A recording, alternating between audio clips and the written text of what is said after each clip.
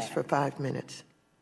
Thank you, Madam Chairwoman. And as we evaluate the next step in responding to this pandemic, I think it's important to kind of step back and look at this from a global perspective and what the policy response should be. And I want to make 3 observations or comments. First of all, the economic downturn that we're facing and that many Americans are struggling with is not the result of a conventional business cycle recession. That's not what this is.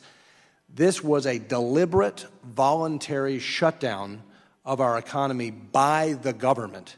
And we were very, very fortunate prior to the pandemic to be experiencing the best economy in a generation.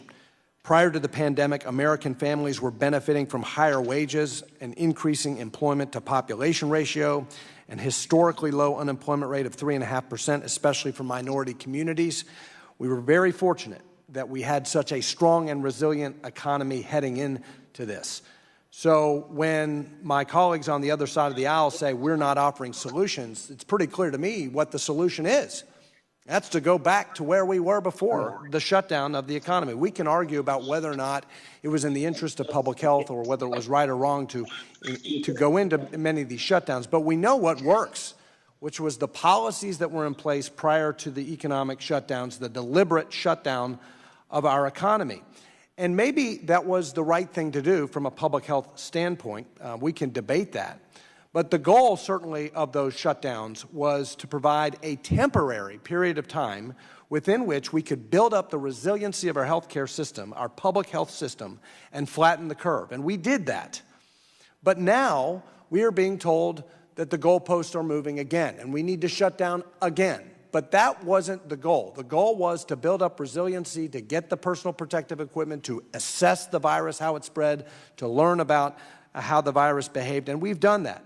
And now even epidemiologists and infectious disease experts are saying that more shutting down of the economy is not required to safely contain this virus. Hand hygiene, social distancing, and masking allows us to reopen the economy. So that's point number 1. Point number 2 is that we should not now move the goalposts again. We don't need a $3 trillion spending bill. We don't need the most expensive spending bill in U.S. history. We don't need a $3.4 trillion bill loaded with partisan progressive policies unrelated to the pandemic. What we need is to reopen the economy, because no amount of stimulus checks or unemployment compensation or PPP programs or subsidies or housing vouchers, none of that can replace an active, open, vibrant private sector economy where people actually have jobs paying wages. A wage-paying job is always better than unemployment benefits or stimulus checks, both from a financial security standpoint and from a mental health standpoint. And that was my last point. But I do want to ask one question to Professor Davis. And the question is this $600 unemployment compensation idea is something that many employers in the 6th District of Kentucky have warned me about, that we can't do this.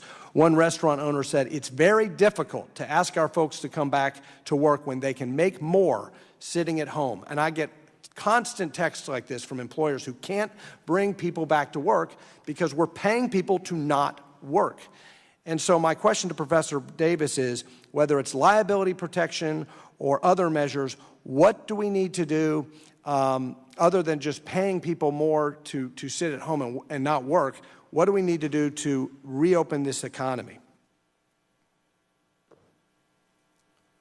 And that's to Professor Davis. Thank you, Congressman. I appreciate your remarks, and as I was listening to you talk, I was reminded of Milton Friedman's quip that there's nothing as is permanent as a temporary government program. And we do run the serious risk that ill-advised policies implemented in response to the pandemic, or even policies that were useful at the time, will outlive their usefulness. That is a serious risk. You know, you asked me what else could we be doing now?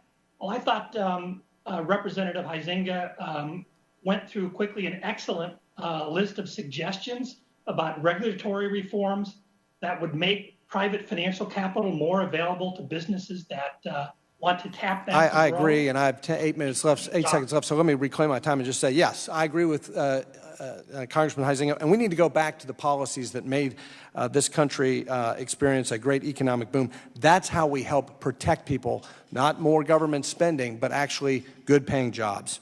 I yield back.